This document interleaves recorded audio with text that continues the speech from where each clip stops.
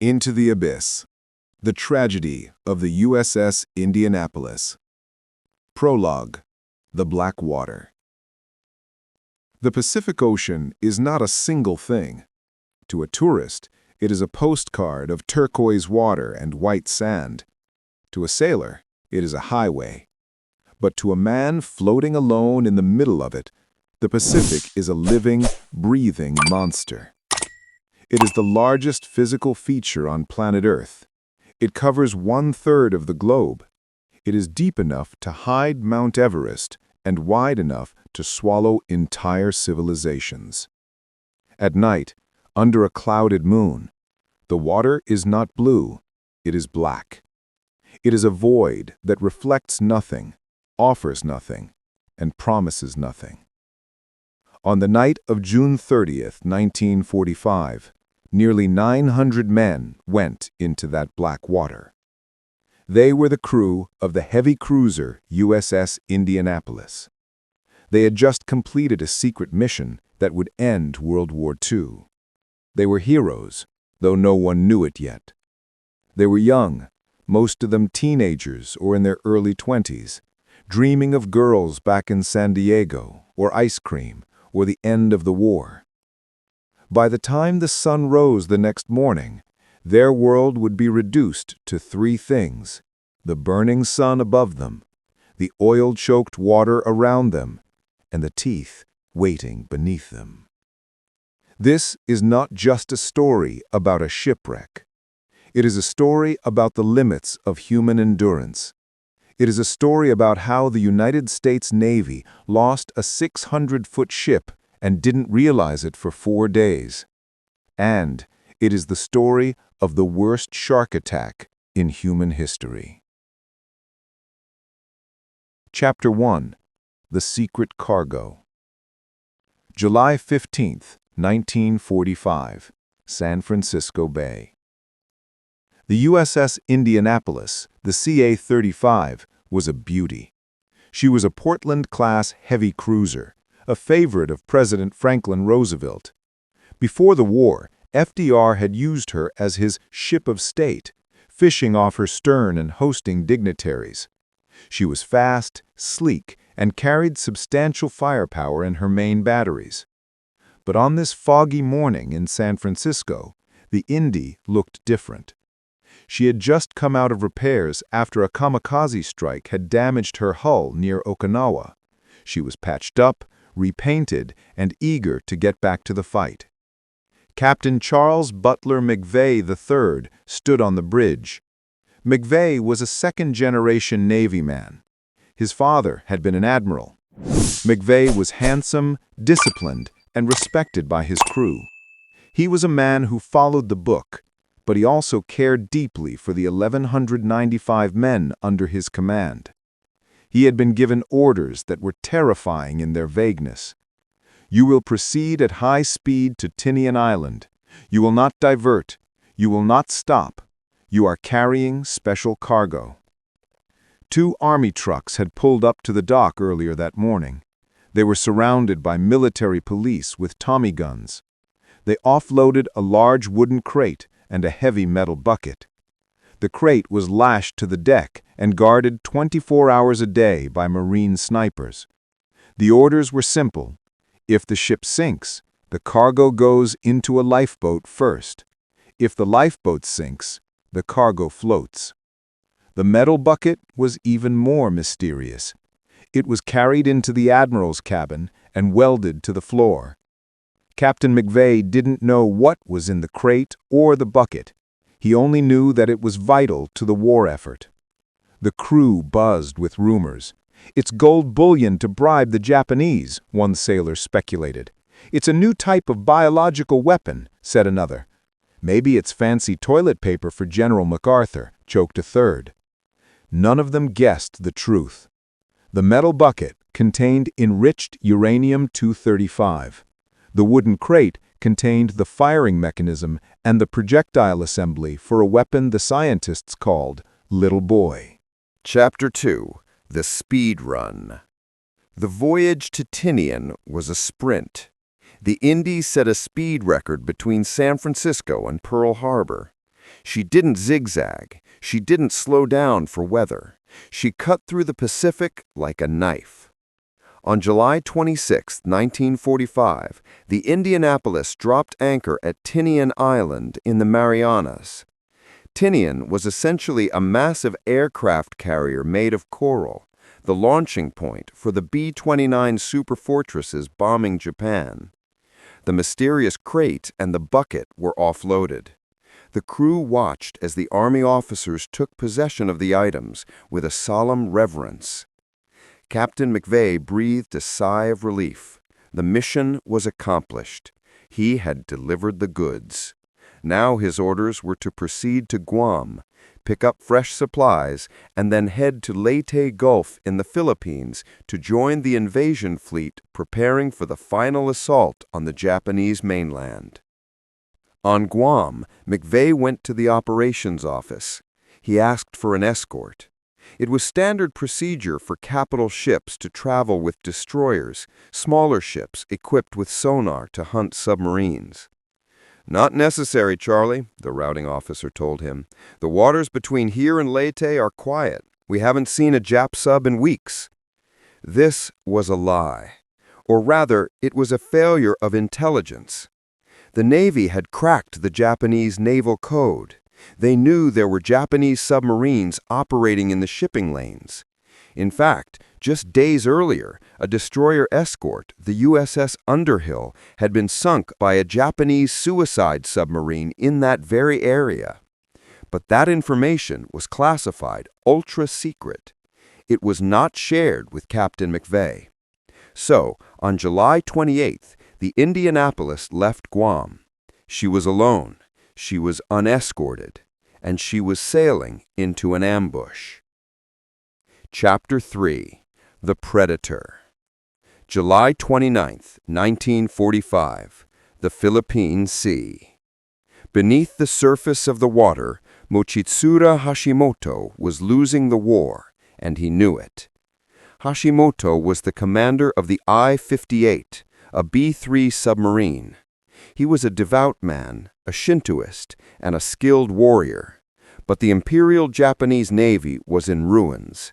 Most of their fleet was at the bottom of the ocean. The I-58 was on a Kaiten mission.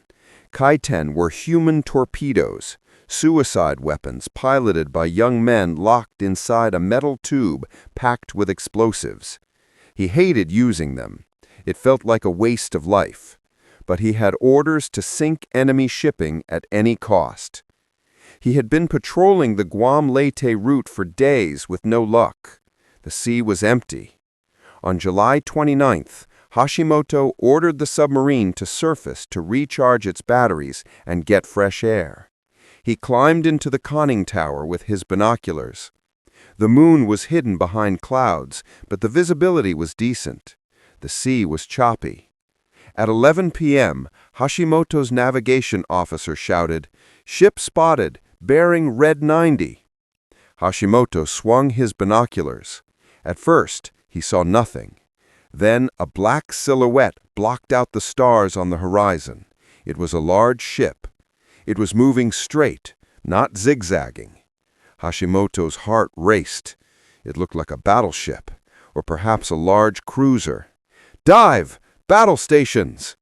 The I-58 slipped beneath the waves. Hashimoto peered through the periscope. The target was approaching fast. It was the USS Indianapolis. Hashimoto calculated the firing solution. He decided not to use the suicide Kaiten. He would use his Type 95 conventional torpedoes. "Prepare tubes 1 through 6, he whispered. "Fire at 2-second intervals." At 12:04 a.m. on July 30th, Hashimoto gave the command. "To! Fire!" 6 torpedoes hissed out of the tubes, streaking toward the unwitting American ship.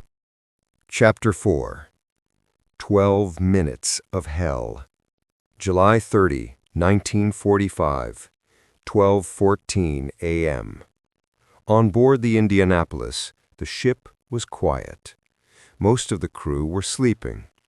Because of the heat in the tropical waters, many sailors had dragged their bedding topside to sleep on the open decks, hoping for a breeze.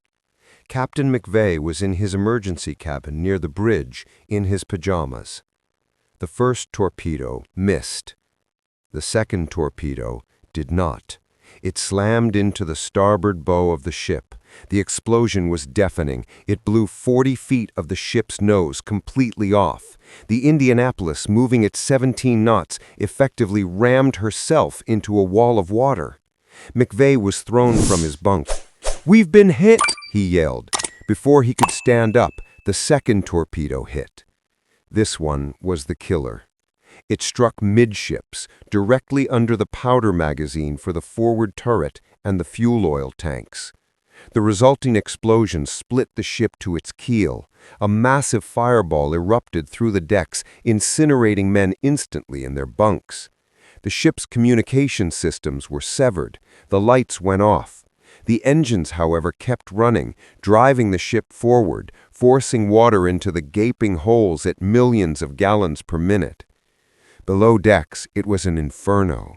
Men were trapped in compartments that were filling with boiling oil and seawater. Screams echoed through the steel corridors. On the bridge, McVeigh tried to get a damage report, but there was no communication. The ship was already listing, tilting 15 degrees to starboard. The damage control officer, Lieutenant Commander K.C. Moore, stumbled onto the bridge. His face was blackened with soot. "Captain," he screamed over the noise of venting steam, "she's going down! The bow is gone! You have to abandon ship!" McVeigh looked at the inclinometer. 25 degrees list, then 30. The ship was rolling over. "Abandon ship," McVeigh ordered. "Pass the word." But there was no way to pass the word. The PA system was dead. Men had to shout it down the lines. "Abandon ship! Get to the water!" Chaos took over. Sailors were scrambling up vertical ladders as the ship tilted. Many didn't have life jackets. They grabbed kapok jackets, bulky orange vests, and stropped them on. The ship was dying fast. Too fast. 12 minutes. That was all it took. From the moment the first torpedo hit to the moment the stern slipped beneath the waves, only 12 minutes passed. It takes longer to boil an egg than it took for a 10,000-ton cruiser to vanish. As the stern rose into the air, the massive propellers were still spinning. Men jumped from the rail, falling 50, 60 feet into the oil-slicked water. Some hit the screws and were chopped to pieces. Others hit the water and were sucked down by the ship's suction. Then, with a final groaning shudder, the USS Indianapolis plunged straight down toward the bottom of the Marianas Trench. And silence returned to the Pacific. Chapter 5. The Oil and the Quiet. July 30, 12:30 a.m. The water was thick. It tasted of sulfur and diesel. Captain McVeigh surfaced, gasping for air. He was covered in heavy fuel oil. It coated his eyes, his nose, his throat. He vomited violently, purging the oil from his stomach. He looked around. The ship was gone. "Is anyone there?" he called out. "Here, Captain," a voice answered. Around him, the darkness was filled with the sounds of misery. Men coughing, men crying out for their mothers, men screaming in pain from burns. The survivors were scattered in groups. There was the main group, a mass of about 300 to 400 men, clinging to nets and debris. There were smaller, isolated pods of men. And there were the loners, drifting in the dark. In total, about 900 men had made it off the ship alive. 300 had gone down with the vessel. The survivors were in shock, but there was also a sense of optimism. "The Navy knows we're here," a young sailor said, spitting oil. "We sent an SOS. They'll be here by morning. Just tread water, boys." They didn't know the truth. The SOS signals sent by the radio operators in the dying moments of the ship were frantic and weak. 3 stations had actually received the blips. One commander was drunk and ignored it.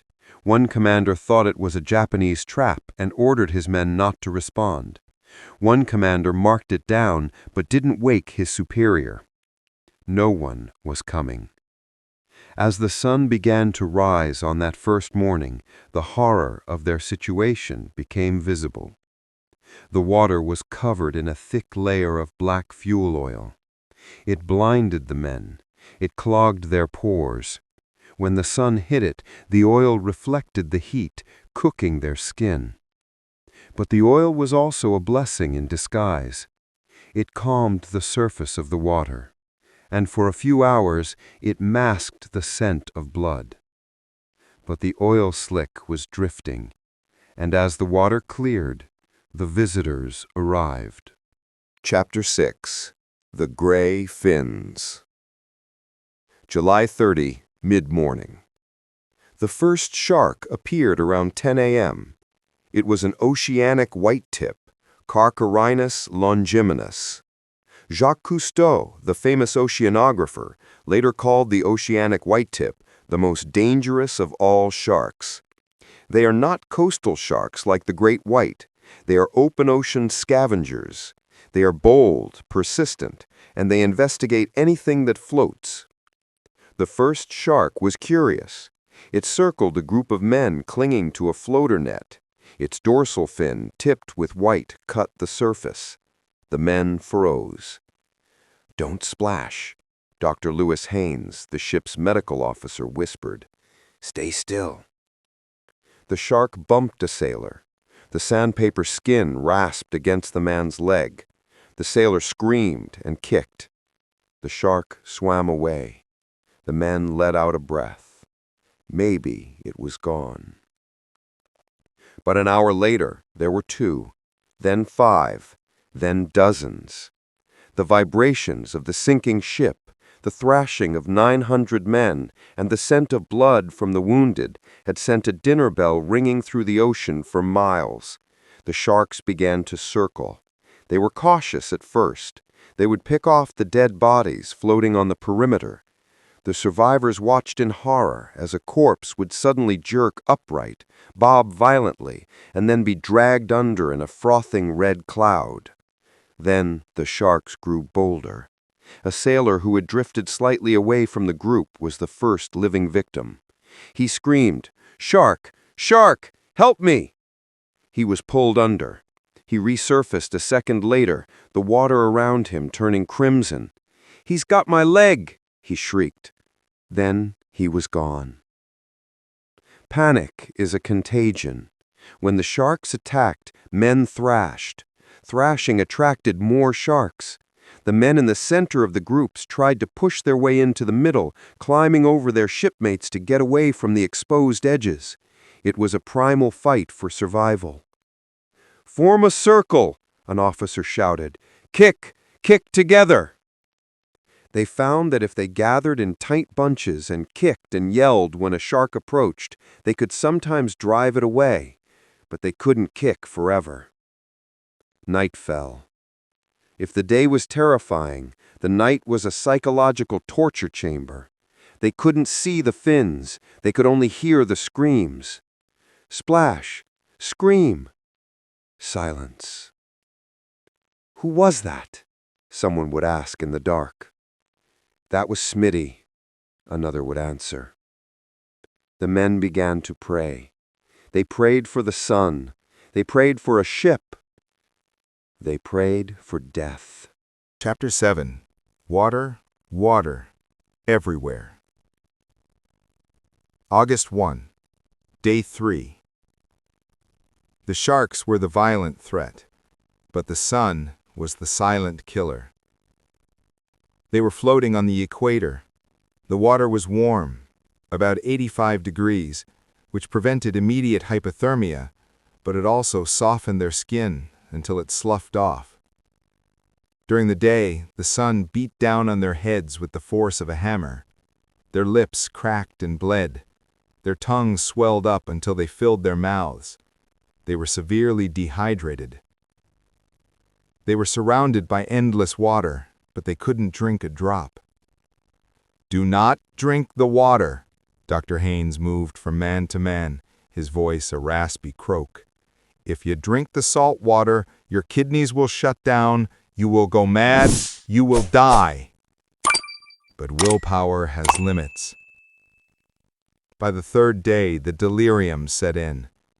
A young sailor, eyes wild and bloodshot, looked at his friend. "The ship didn't sink. It's just below us. The freshwater fountains are running. I'm going down to get a drink." "No, don't!" His friend tried to grab him. But the sailor pulled off his life jacket and dove. He swallowed gulps of the salty ocean. When he resurfaced, he wasn't refreshed, he was manic. The salt poisoned his brain. Within an hour, he was hallucinating. He began to foam at the mouth. He attacked the men around him, thinking they were Japanese soldiers. "They're trying to kill me!" he screamed, flailing in the water. The commotion attracted the sharks.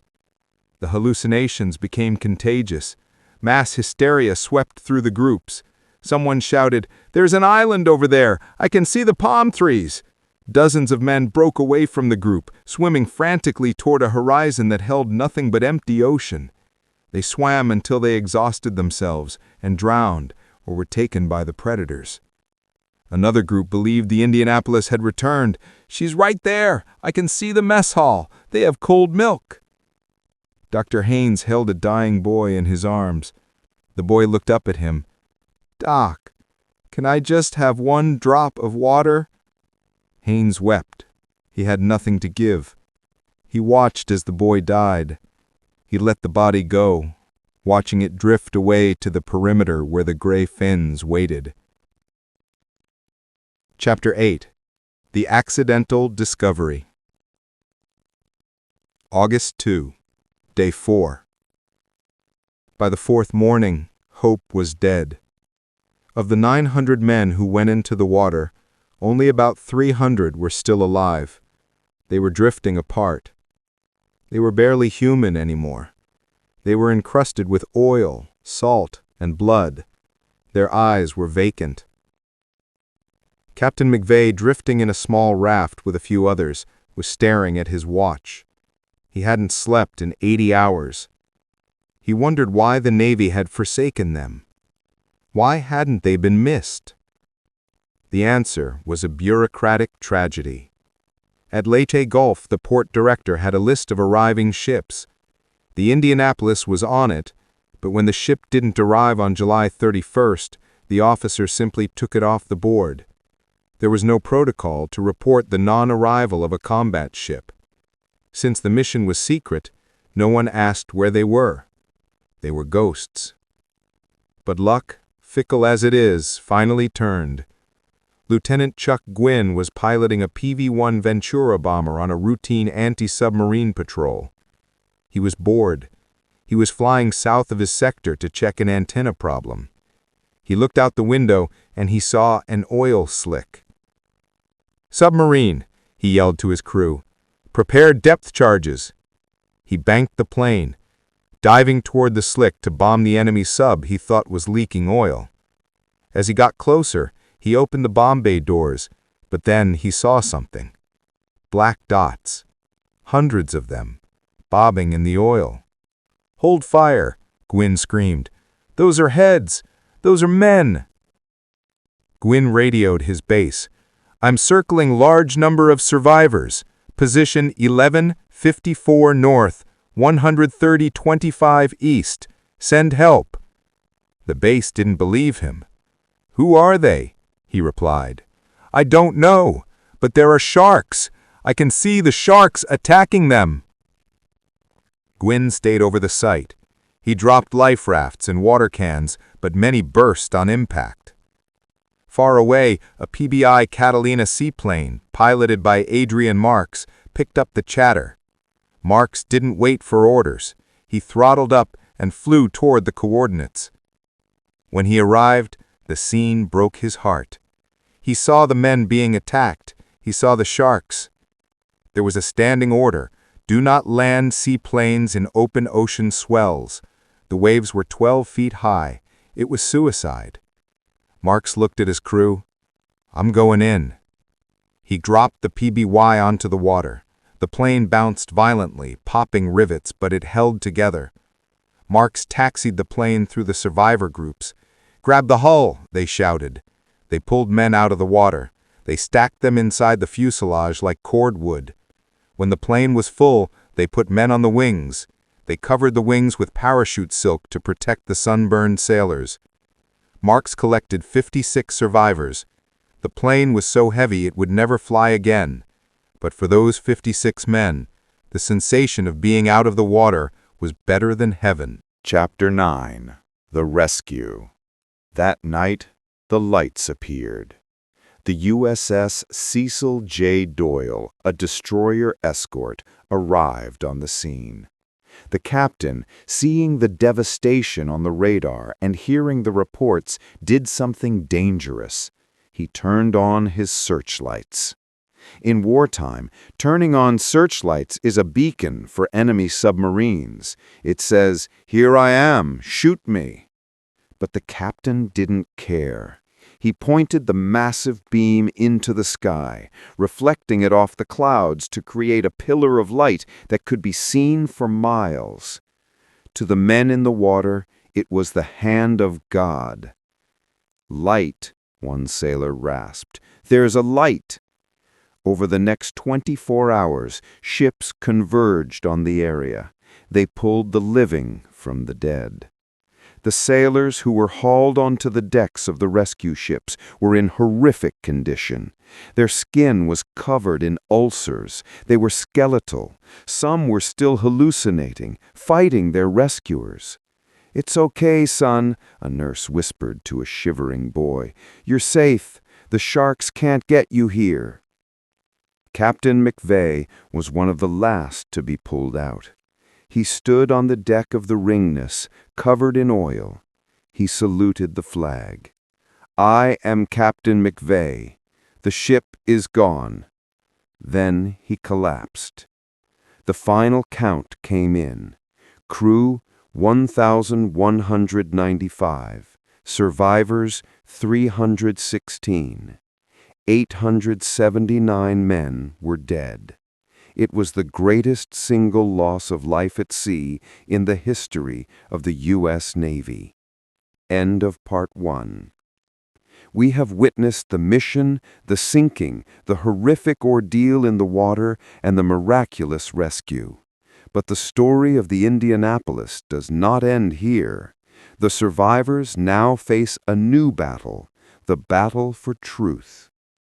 In Part 2, we will cover the atomic bomb dropping on Hiroshima just days after the rescue, the Navy's need for a scapegoat, the controversial court-martial of Captain McVeigh, the shocking testimony of the Japanese submarine commander, the decades-long fight for exoneration led by a 12-year-old boy. The Judgment of Men. Chapter 10. The Mushroom Cloud. August 6, 1945, Tinian Island. 4 days after the last survivor was pulled from the water, a B-29 Super Fortress named Enola Gay roared down the coral runway of Tinian Island, the very same island where the Indianapolis had delivered her crate and bucket. At 8:15 a.m., over the city of Hiroshima, the bomb bay doors opened. Little Boy, the device whose components Captain McVeigh had guarded with his life, dropped into the clear morning air. 43 seconds later, the world entered the atomic age. A blinding flash of light, brighter than 1,000 suns, erased the center of the city. 70,000 people died in an instant. On Guam, the survivors of the Indianapolis heard the news from their hospital beds. They were swathed in bandages, their skin raw from oil burns, their bodies emaciated. "A super bomb?" one sailor whispered, holding a newspaper with trembling hands. "That's what we carried? That's what the crate was?" The realization washed over them. Their suffering had a purpose. They had delivered the weapon that would end the war. And it did. On August 15th, Japan surrendered. The war was over. The celebrations in Times Square were legendary. Sailors kissed nurses. Confetti rained down like snow. But amidst the joy, the Navy had a massive problem. They had just lost a major capital ship 2 weeks before the end of the war. They had failed to notice it was missing for 4 days, and 879 boys were dead because of incompetence. The American public was asking questions. Why weren't they escorted? Why wasn't the SOS answered? Why did my son have to be eaten by sharks while the Navy slept? The Navy needed an answer. More importantly, they needed a distraction. They couldn't admit that the error lay in the routing offices of Guam and Leyte. That would implicate high-ranking admirals. They needed a scapegoat. They looked at the man who had survived the bridge. They looked at Captain Charles Butler McVeigh III. Chapter 11. The Scapegoat. August 1945, Washington, D.C. Admiral Ernest King, the Chief of Naval Operations, was a hard man. He was known for being brilliant but ruthless. The press was circling. The families of the dead Indianapolis sailors were writing furious letters to Congress. The Navy announced an inquiry, but it wasn't just an inquiry into the sinking, it was an investigation into the conduct of Captain McVeigh. It was unprecedented. In the history of the U.S. Navy, hundreds of ships had been lost in combat. Captains were rarely court-martialed for losing a ship to enemy fire. It was war. Ships get sunk. But McVeigh was different. He was the son of an admiral. He was part of the club. But the Navy decided to sacrifice one of their own to protect the system. The charge was drafted: failure to zigzag. Zigzagging is a naval maneuver where a ship alters course every few minutes to make it harder for a submarine to aim a torpedo. McVeigh had admitted that on the night of the attack, he had ordered the ship to cease zigzagging and sail straight ahead. It seemed like a slam dunk for the prosecution. He disobeyed a tactical rule. Therefore, he was responsible. But the truth was far more complicated. Zigzagging was a tactic of questionable value. Many submarine commanders claimed it made no difference. Furthermore, McVeigh's standing orders gave him the discretion to stop zigzagging if visibility was poor. On that night, it was dark. The Navy ignored these nuances. They formally charged McVeigh. The trial was set for December 3, 1945. Chapter 12. The Trial of the Century.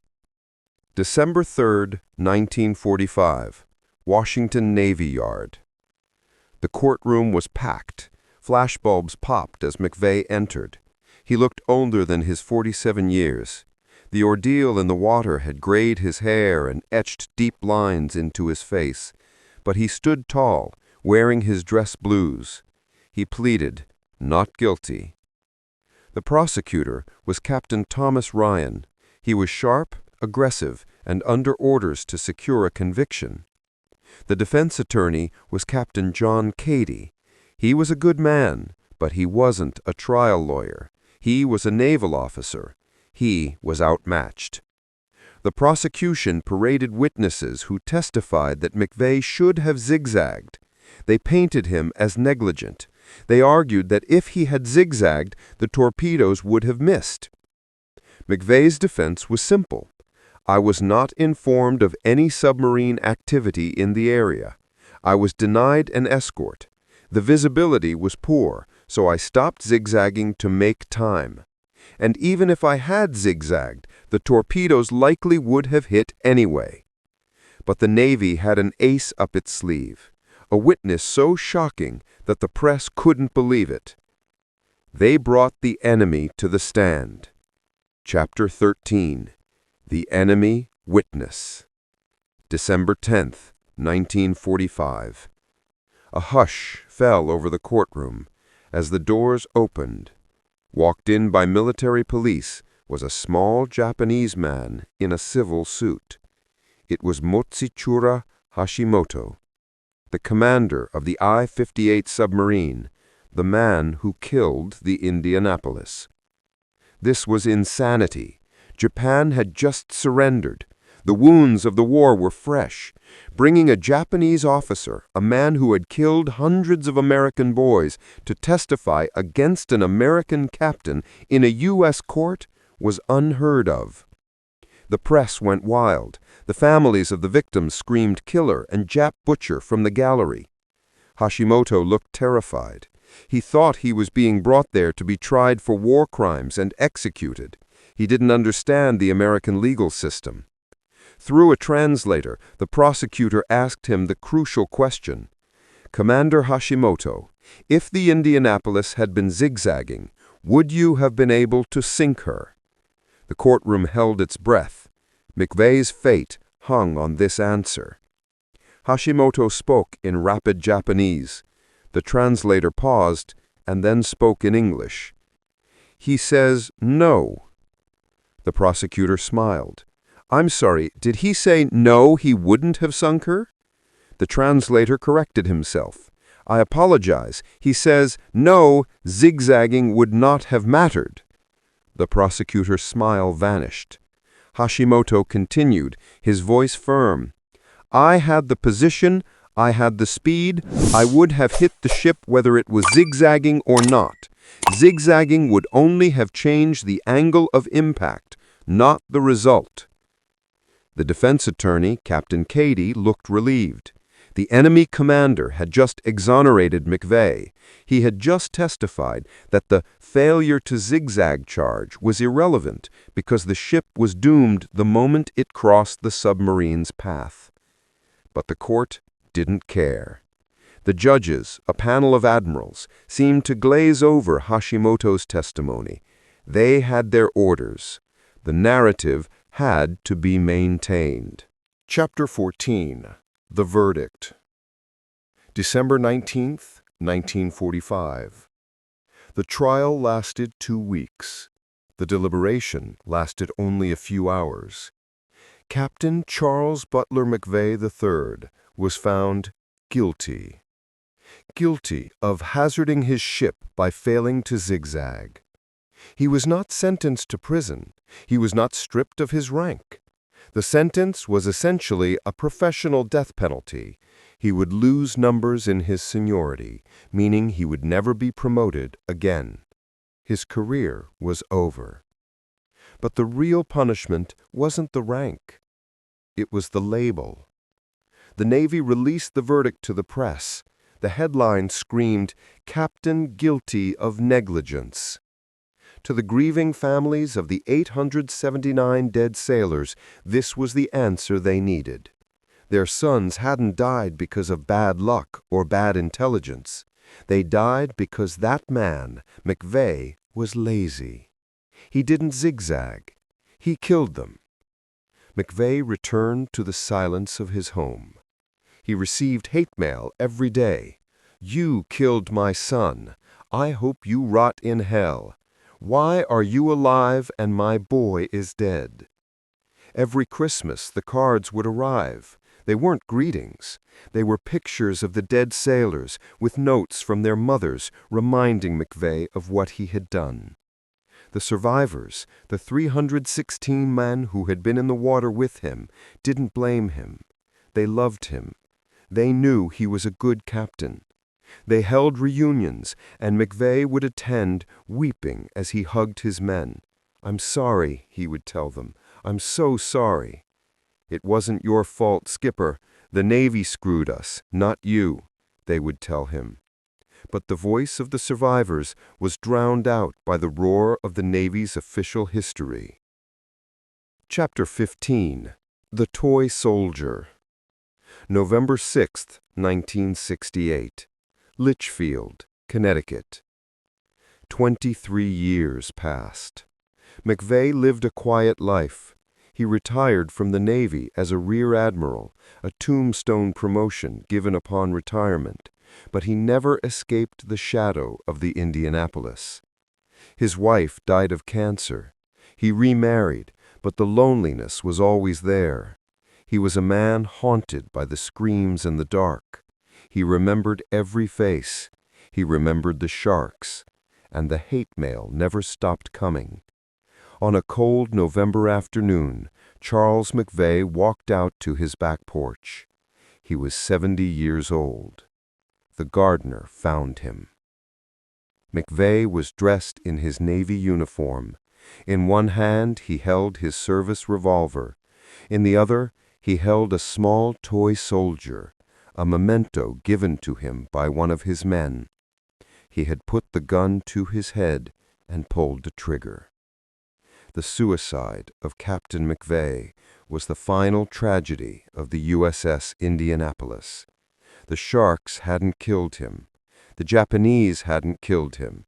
The Navy and the guilt they forced him to carry had killed him. He was buried. The story faded. The Indianapolis became a footnote in history books, a cautionary tale about sharks and zigzagging.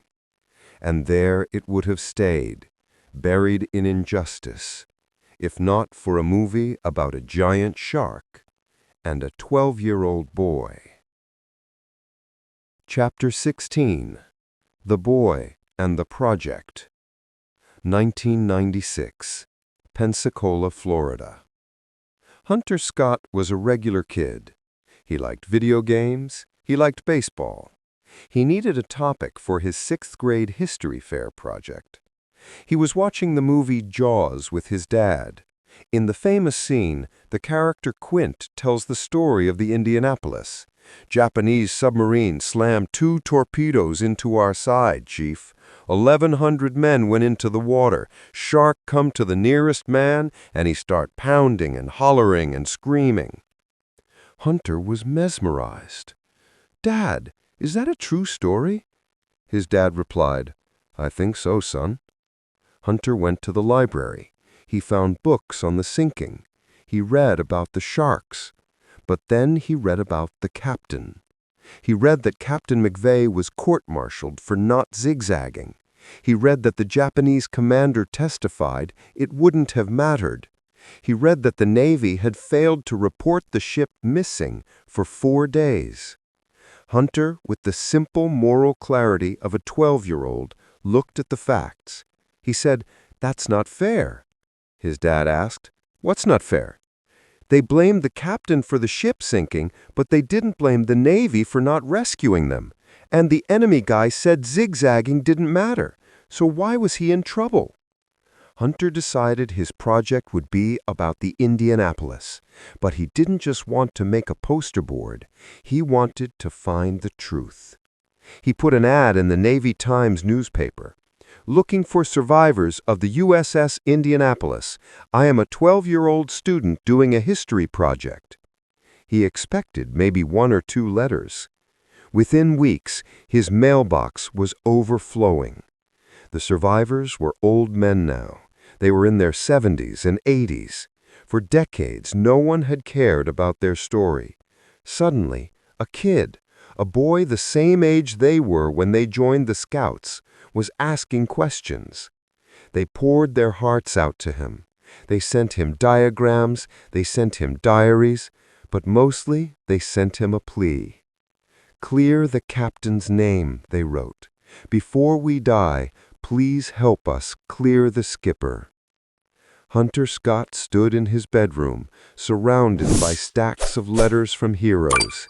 He realized this wasn't just a history project anymore. He picked up the phone. He was going to call the Department of the Navy.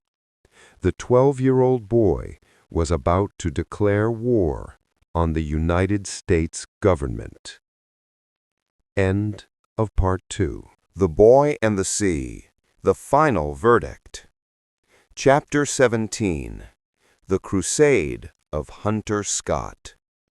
1997, Washington, D.C. Hunter Scott was barely tall enough to see over the podium. He was 12 years old. He was wearing a suit that was slightly too big for him. Behind him sat rows of old men, men in their 70s and 80s, wearing USS Indianapolis ball caps. They were the survivors, and Hunter was their general. Hunter's sixth-grade history project had spiraled out of control in the best possible way. What started as a binder of letters had turned into a national media sensation.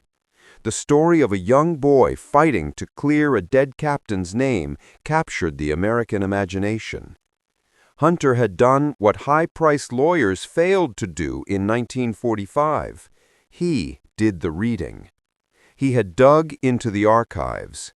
With the help of his father and sympathetic researchers, he found documents that had been declassified years after the trial, documents the 1945 court never saw.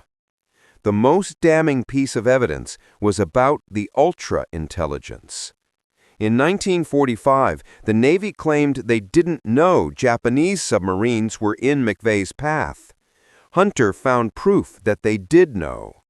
Naval intelligence had intercepted Japanese messages indicating a submarine, the I-58, was operating exactly where the Indianapolis was heading.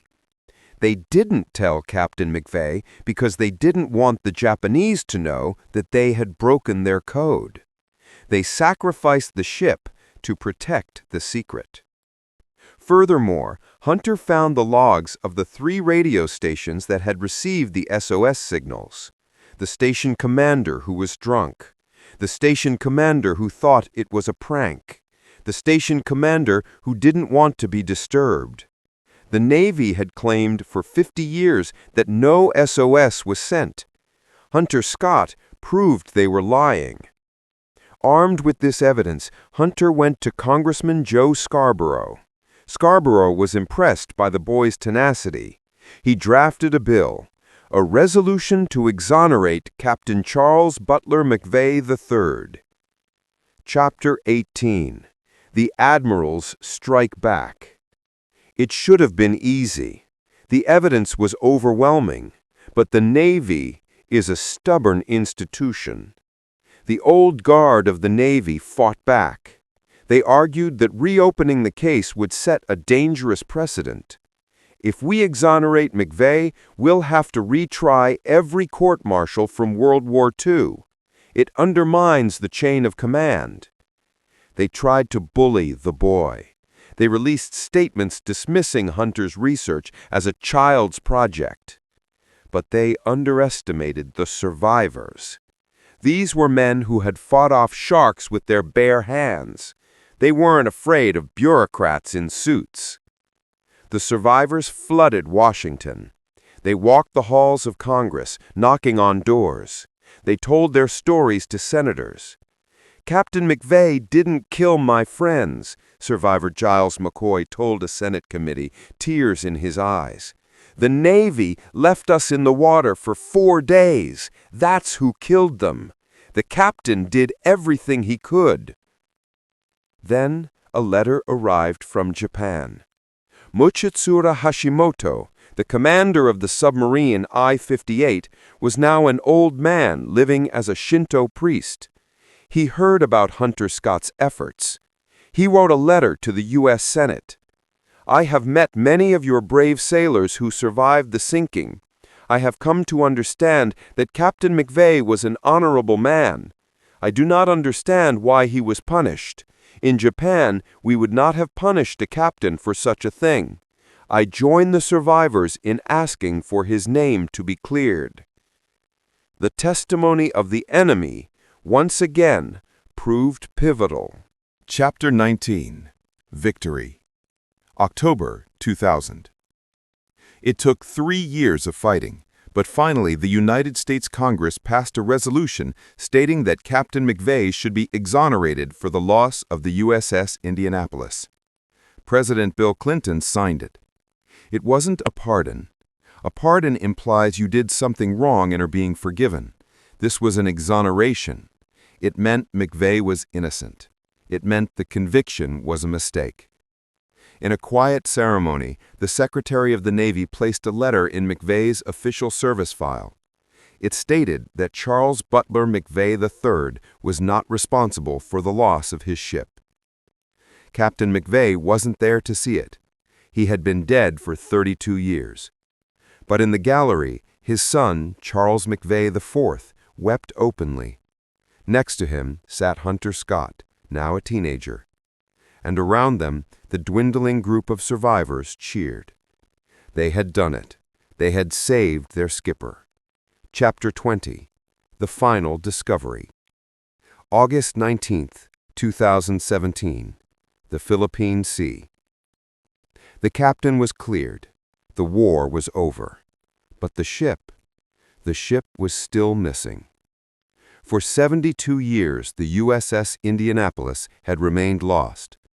Because she sank so quickly, 12 minutes, and because the navigation records went down with the ship, no one knew exactly where she was. Several expeditions had tried to find her and failed.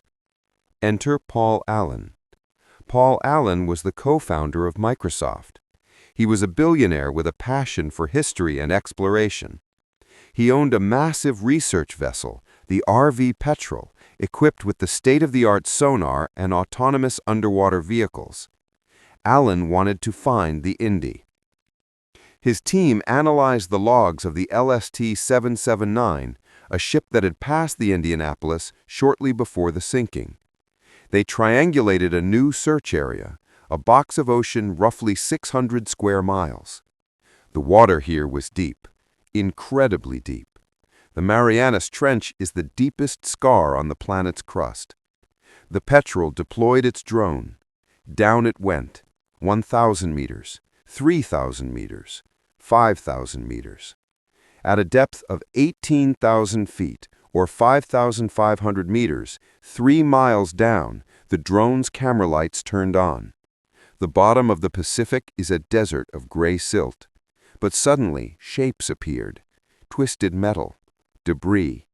Then, a number. 35. It was painted on the side of a gray hull. "We have it," the sonar operator whispered. "Indy. It's the Indy." The camera panned over the wreckage.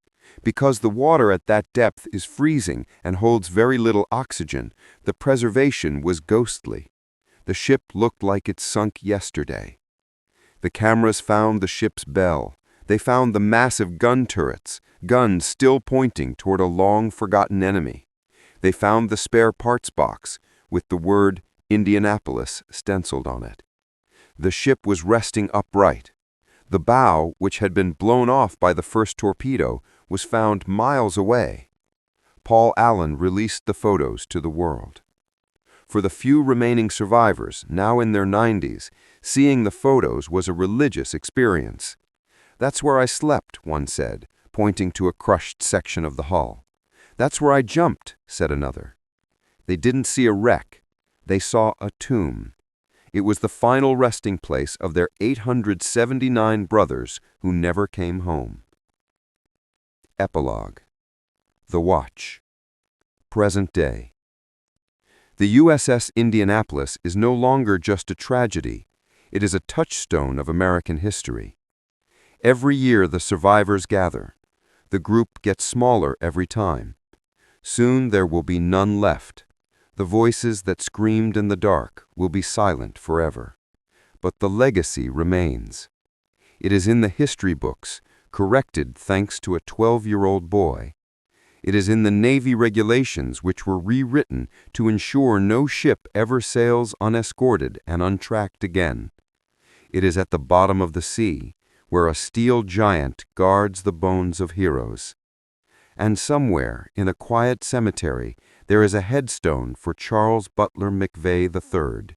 It is often decorated with stones, coins, and toy sailors left by visitors. If you listen closely to the story of the Indianapolis, you don't just hear the horror of the sharks, you hear the endurance of the human spirit. You see a young boy refusing to accept injustice. You see old men refusing to let their captain be forgotten. You see that even in the blackest water, there is, eventually, light. The end.